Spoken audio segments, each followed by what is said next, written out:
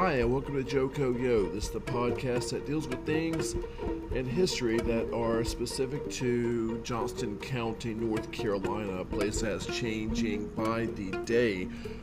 And even though some of the stories that you will hear here are from our past, they are sometimes also very specific to this area. They also have some universal themes that you might can relate to. We'll see. Memory came to me this morning about when I was a kid and I got the mumps. Now, if you don't know what the mumps are, I was maybe like 5 years old. I got it when I was in kindergarten, which may help to explain how old I am. But the mumps, look them up. It's a disease, and it's pretty doggone painful. If you read about it, you'll see that the mumps not exactly pleasant to most people. Now, it's mostly eradicated these days. You don't really see many people with mumps because of the MMR vaccine. Also, I got that when I was in kindergarten. When I was in kindergarten, I also had a classmate that got the measles. Another thing you don't really see that often these days either. Same thing, the MMR, the measles, mumps, rubella vaccine. In fact, I remember being in kindergarten, and a lot of people got sick. Heck, I also have a kid now, and when my kid went to preschool, you think of a kid, right? Think of a kid that hasn't gotten sick. I mean, honestly, children are like little germ factories because their immune systems are not that well developed, and of course that makes them susceptible to diseases. But as someone that has gone through the mumps, I would not wish that on anyone. I was only 5, but man, do I remember laying on the couch not able to move because every single movement hurt like blinding pain. As a father, I can tell you that I do not want my children to suffer through it for their own sake, but also for my sake, because just how much pain can a father's heart take? How much screaming and yelling and crying can a father's ears take? Not much. And if I can alleviate my child's suffering, I mean, honestly, I'm going to do it. And this seems to be a universal theme, honestly. It's not specific to Johnston County. It's like everywhere. I mean, as long as there have been people around, there's been diseases. In fact, all you gotta do is go back and read a book by William McNeill, published in the 1970s, called Plagues and Peoples, and where it says that the plagues that have always plagued, pardon the pun, mankind have, always been there. And they have adapted and evolved along with us. So whenever we develop immunities, they develop anti-immunities to try to break through because they depend on our sickness to keep going, and we depend on not getting sick by them to keep going. So it's always been around. But again, I need my kid to be healthy. For his own sake, for my own sake, I need my kid to be healthy. I'll give you a good case in point. This vaccine, this MMR vaccine, I don't see mumps anymore. Don't see measles anymore. Definitely don't see rubella anymore. Don't even know what that is.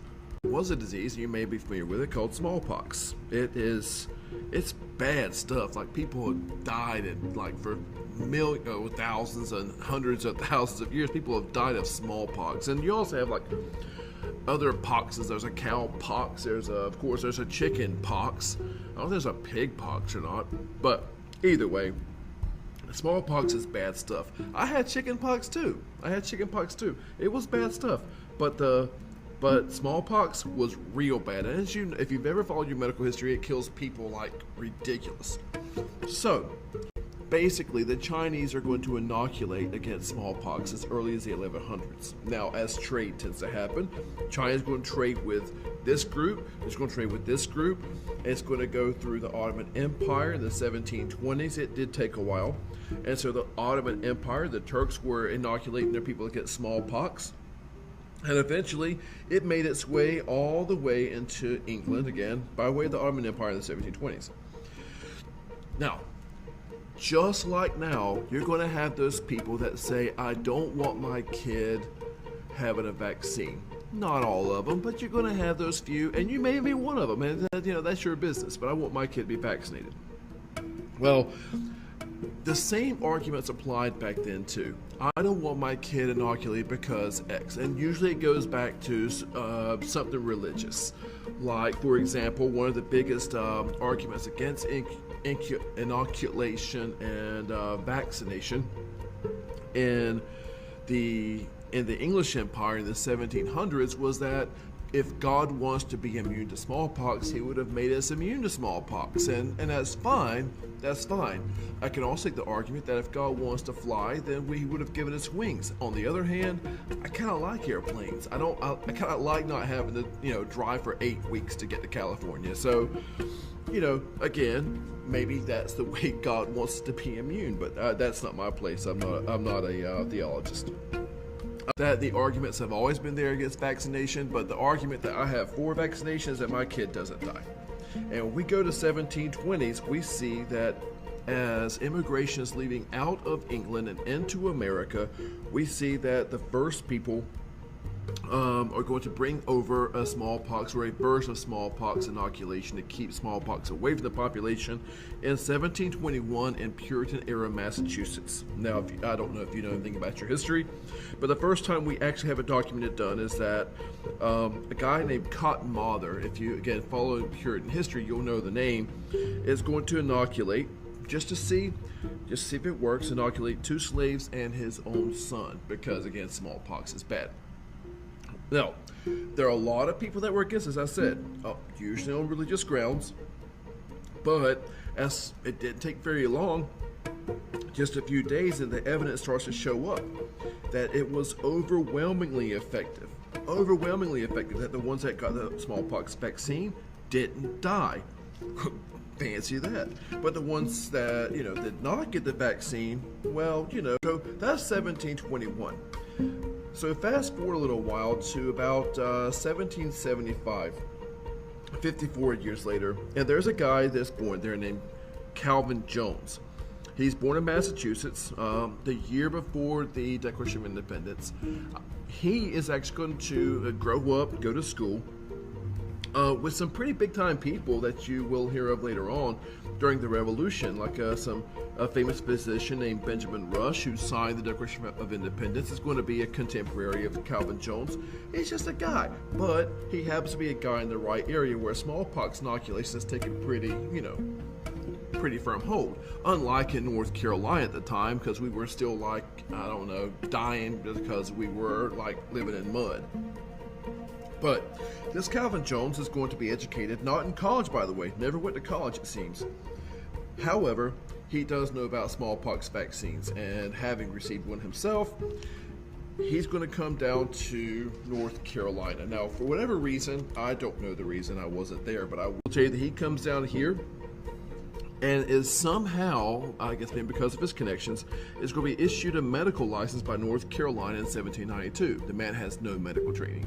None. But again, like the conversation we had on the last episode, sometimes you don't need training to, I guess, be a doctor of some sort or a pharmacist.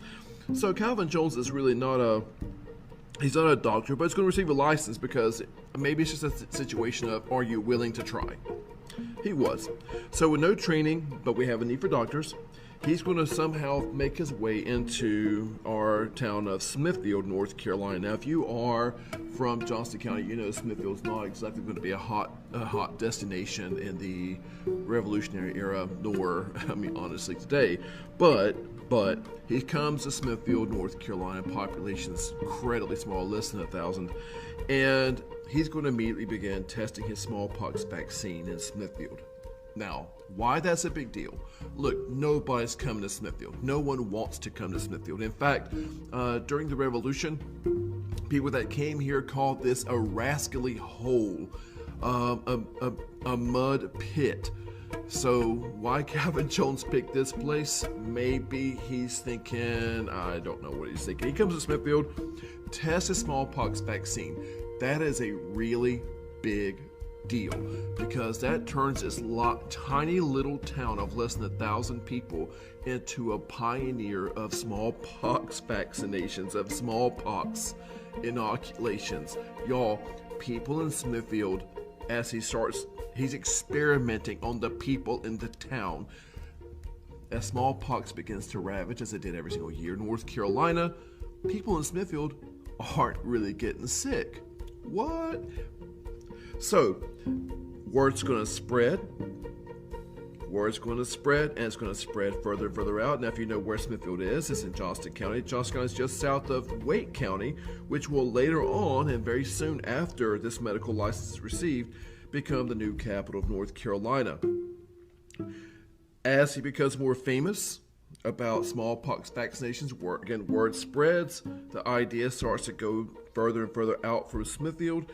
He's quite respected enough, by the way, this Calvin Jones, to get elected to the North Carolina House from Johnston County in 1799.